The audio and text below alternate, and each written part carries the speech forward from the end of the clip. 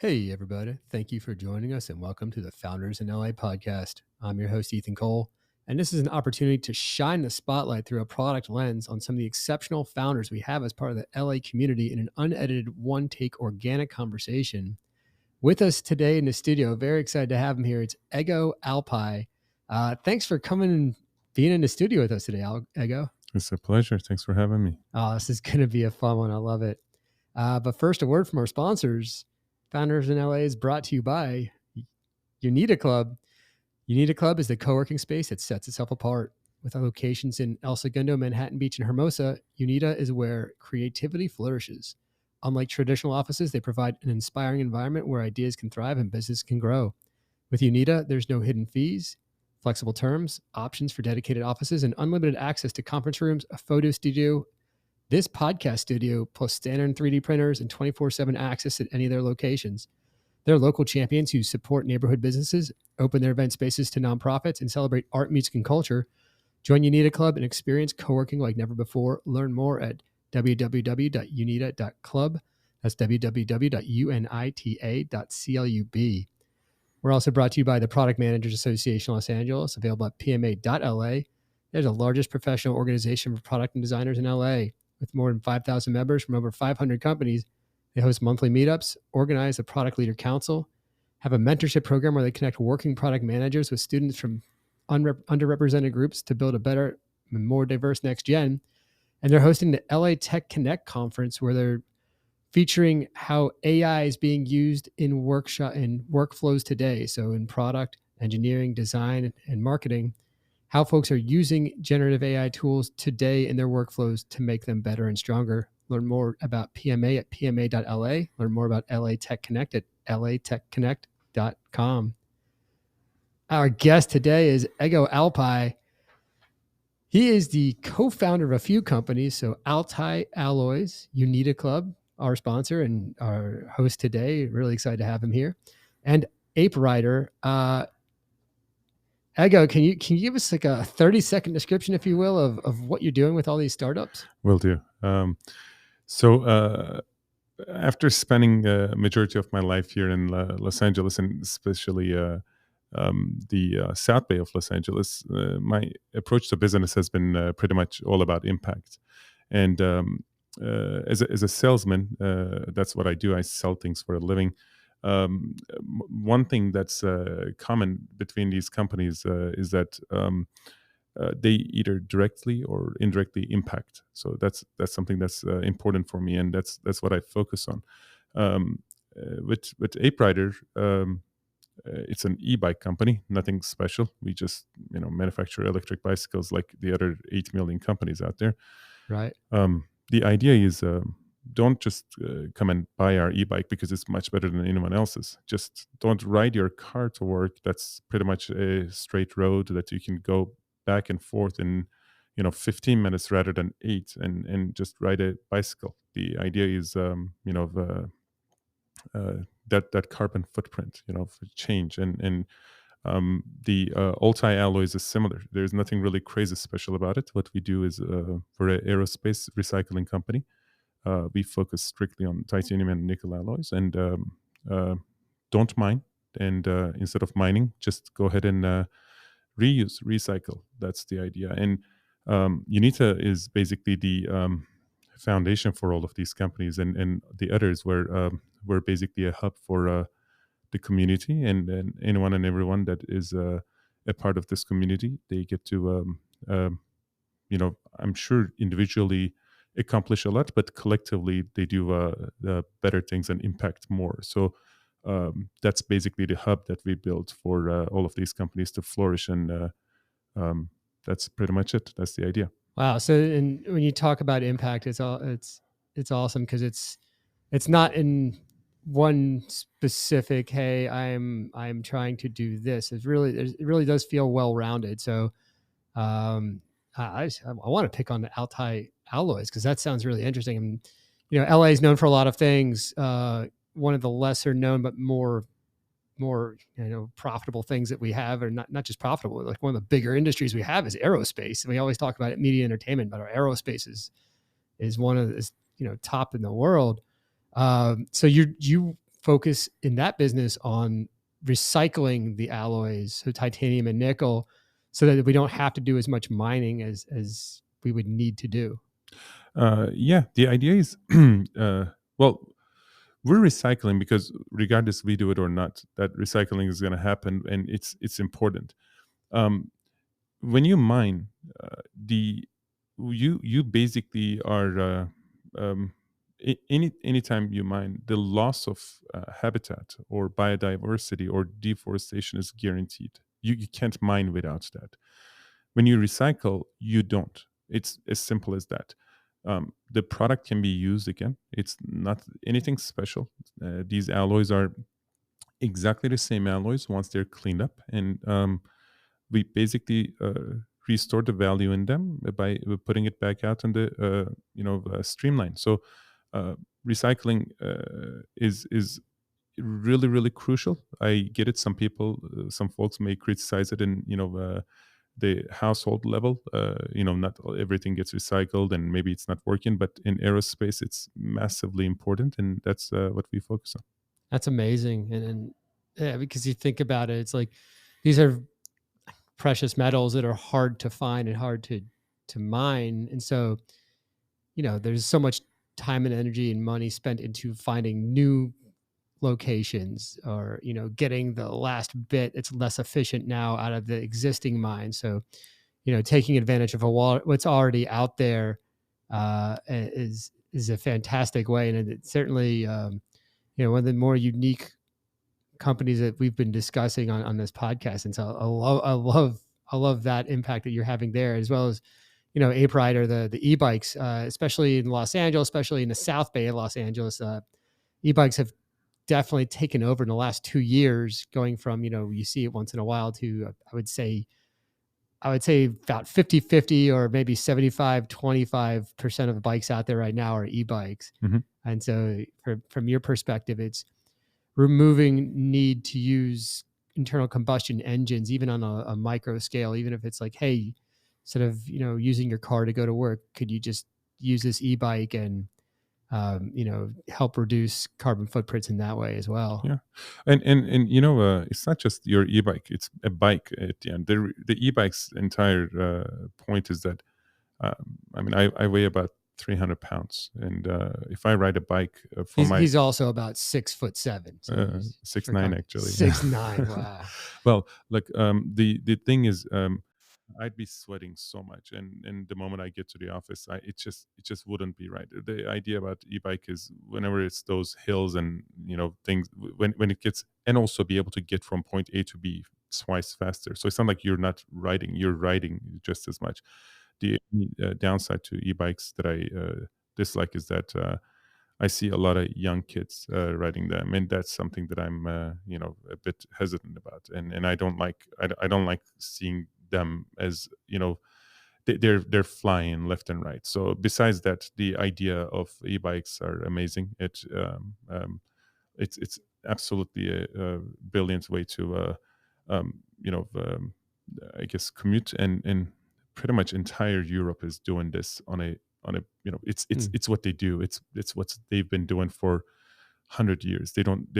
Nobody drives a car. So I get it. LA is bigger, but I also know that just in South Bay, most of us live here, and we work here. And for me to drive a car for 7 miles versus a bike is just it's not necessary. So I do drive quite often because I have my kids to pick up at all times and take him to practices back and forth, etc. But Right. besides that, I'm all about biking.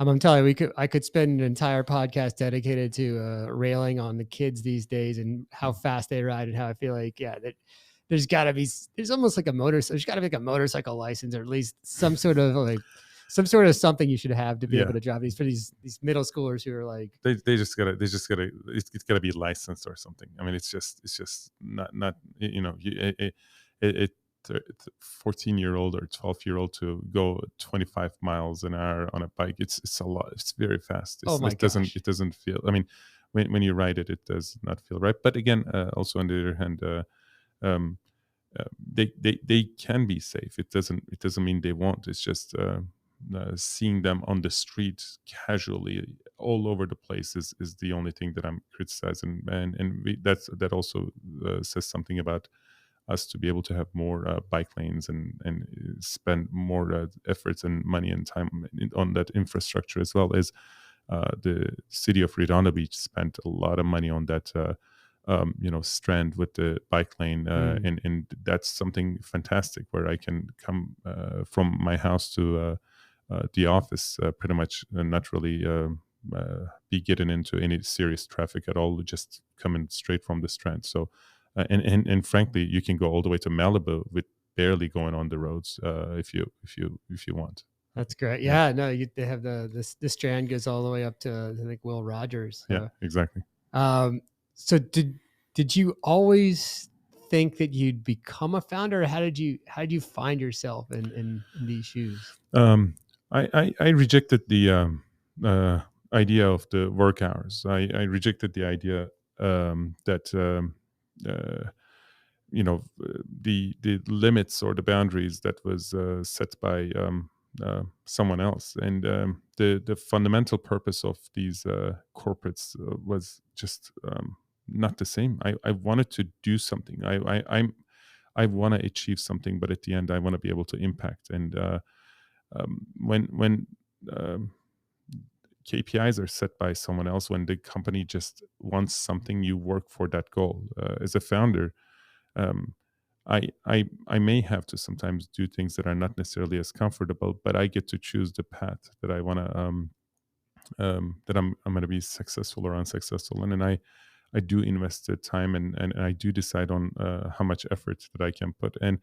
And also, I wanted to create an environment for the people that work with me to be in a position to work in much better conditions than what I would do. As I've worked before with a car maker, and I was in automotive for a little bit, and it was insane. The expectations are, wake up, show up, and pretty much don't. If you can, don't even go to bed and just work as much as you can. And that just wasn't right. And also, it's mostly again the the fundamental purpose. Their purpose was just more money. Shareholder return. And as a founder, the return is at Ape Rider, we plant trees, and I can sell 10,000 bikes or 10 bikes, but that's equal to X amount of trees, and there's some sort of legacy that we're building by doing the as we're selling, and these things are very fulfilling compared to uh, you know working for another company, I should say. And you talk about environment, and you are the founder of Unito, where we're working out of right now as a co-working space in a community. How is that how has that been impacted by your experiences, growing up in that work professional environment to what you are in today? Um, you know, I mean, at UNITA, we did see. Um, to be honest with you, the members here changed me to be like this even Mm. more. As in, when we've started, we were thinking more about the return on investment. When we started, we were really thinking about how this would scale. Today, I think about the as UNITA, the how much more impact we can do, what else we can collectively solve or try to go after as a community. I'm We do have a mural of a vaquita, a whale that lives in the Gulf of Mexico. That's There's only 7 to 10 of them are left. They're going extinct, Mm. and the impact that we can do, and on. So the point is living here, and strictly being in South Bay and the community here. People are aware. They really care for things, the marine life and anything and everything. So um, um, Unita has been evolving with them, and we are also evolving as a company, and how we think, and I can definitely say that 7 years ago when Unita started versus now, we think differently, and we owe it to the members and the community that we're surrounded by. Oh man, that's fantastic. And world has definitely changed in the last 7 years, Yeah. around the world and back. I'd love to dig into, when you first broke away, when you first created your first company, how did you get those first customers? Um, if I mean, as Unita, It uh, doesn't have to be unique. It could be just like whatever the first company was when you first broke away from the auto industry. yeah. Well, I think it was Unita, Yeah. and yeah, I'm into a few things, but again, Unita is a good example. At Unita, it was word of mouth. I mean, this is LA is a big city, but Right. South Bay is a very small community, and people know each other. And when something a restaurant opens, everybody knows about it. There's no, this is not West Hollywood. This is a very very small area. So for that, immediately, one or two friends that showed up, talked to other people, and just my wife, I think, posted on her Instagram, and then someone else did, and all of a sudden we got our customer one, customer two. And the funny thing is that at that time we had 5 offices, and we weren't even today we have maybe 55, but at that time it was just a handful of offices. So once you get a couple customers, you're already in business, and Right. we had more common spaces and stuff like that. But overall, it was uh, no marketing. We had no money. It was no anything special that we did, but simply us sharing it with our friends. But the growth was very organic at that point on, because it took us about a year and a half to go from 5 offices to 50 something offices, and from, I want to say, 4,000 square foot to 25,000 square foot. So in that aspect, we've added square footage, but more importantly, we reached over 250 members or so, and that was really really uh, incredible, being able to get to where we got to, and we did it with zero investment. We had no investment from anybody. Anything and everything was just organic. We'd go to Home Depot and stain some wood, and that was our table, and everything was just very natural. So for that, it's not easy to accomplish that, but it's also really really fulfilling when you accomplish with something as simple and basic as what we've had in the beginning. That's amazing. It's hard to think about this in context as well. So you built it up, it started organically, and then you know the world shuts down, people stop going out. How did you navigate and successfully navigating it? You're still going. There's still three locations. Each location has many offices. I think the 55 is a Mm. total for Yeah, all the 3 locations. So how did you navigate, everyone going, staying at home, not going out, not even yeah, going to the co-working spaces? How did you survive COVID, and then how have you been able to bounce back? luck. I was lucky because we had 3 locations. All were owned by individuals. They were not owned by a financial institution, and that matters, Mm, because when you're talking to that person, they're someone. They're actual people that live in this community, and they're people that understood what we were going through. It wasn't someone's the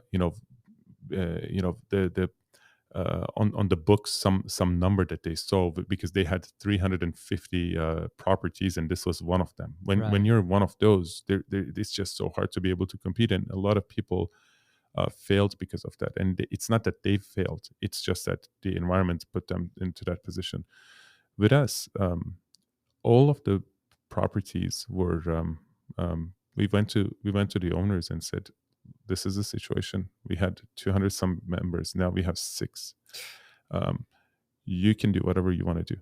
And it's not necessarily that I don't care. It's just that I cannot really do anything about this. And they understood us, and they basically didn't.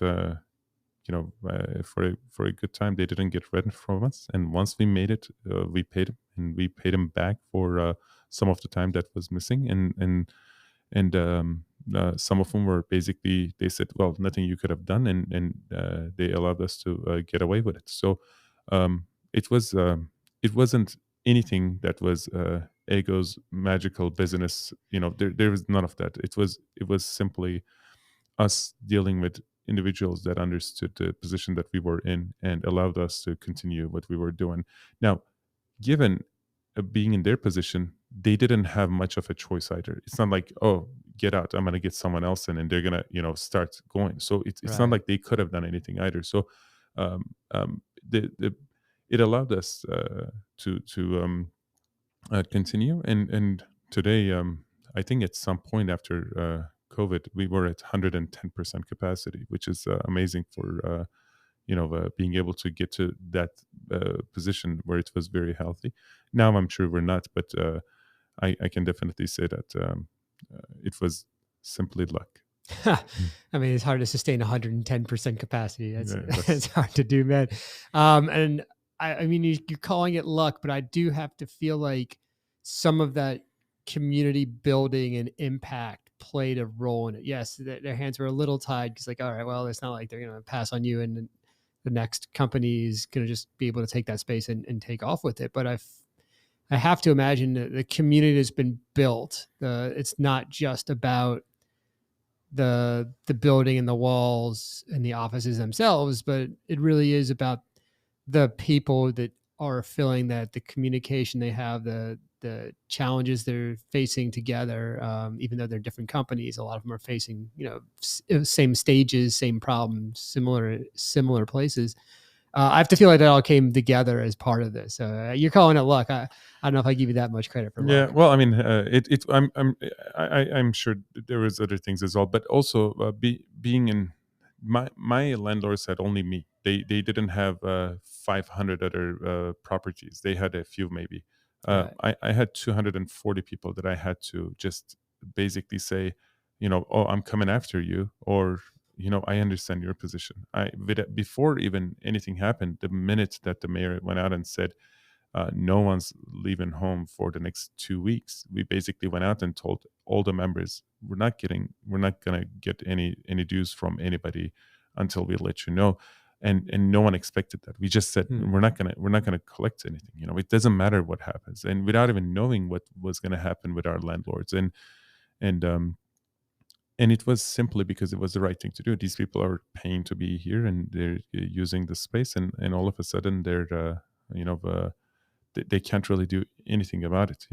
They can't come in even if they wanted to. So I think these are the advantages of being, I guess, a small company. We can make basic, simple decisions. These are the good advantages. Not having major investors that have board seats where we got to run these kind of things by them. But being able to do the right thing, I think pays back eventually. And right now, Unite is definitely in a position I can say that those good things are paying back now. That's incredible. Yeah, you Yeah. guys, you're doing something right. That's awesome. And usually we try to ground this in LA. This has been very well grounded in Los Angeles, specifically in the South Bay. But as part of this podcast, we like to ask, what's the most LA thing that's happened to you, tech related or not? So I'm not as much into tech. And my response is going to be basically something that happened over time, where I've been living here for about 21 years, and I really did travel quite a bit, both for work and pleasure. And anytime I went somewhere, eventually, after probably I want to say 10 years or maybe even less, first thing that I'd go to Barcelona, I'd go to any city in Europe, let's say Amsterdam. When you see these incredibly beautiful cities, you're like, wow, this is amazing. I'd love to live here. But then again, you think about the cold and that miserable winter, and don't get me wrong, I'm a skier. I love the mountains. I love the oceans. I love everything. I love the seasons. I don't, but I got so used to not having humidity. I got so used to it being 72 and sunny all the time, that now now anytime I go anywhere, first thing and the only thing I ask myself is it 72 and sunny? And that's how I basically I guess I should say judge, if it's a good place to consider ever living. So LA changed me in a way where I can say I'm addicted to the sun. Oh, it's Yeah. amazing. Yeah, I'm similar. I've grown super soft. I went to college someplace where it got to be 0 degrees, Yeah. right? When your insides get cold when you breathe in. And now I can't help if I pack a suitcase anywhere I go, regardless of where it is. I bring a pack of board shorts just in case, Yeah. hoping that it maybe will be 72. Ex- Even if it's definitely going to be cold or rainy, like exactly. might as well. We'll see what happens. Exactly. I got so used to it. It's just as the same as well. Yeah. Oh, that's great. Well, thank you so much for sitting down with us, Ego. This Absolutely. is Ego Alpay, the founder of several companies, but really making an impact and specifically and especially the local community here in the South Bay. So thank you so much for everything you're doing, Thank you so Ego. much. It's a pleasure being here again. Oh, All right. appreciate it. I'd like to thank our sponsors, Unita, a great co-working space worth checking out in the South Bay. PMALA, we'd like to thank you all for listening to us. And if you like what you hear, please smash that subscribe button. Thanks again for joining us, and we'll catch you next time on Founders in LA.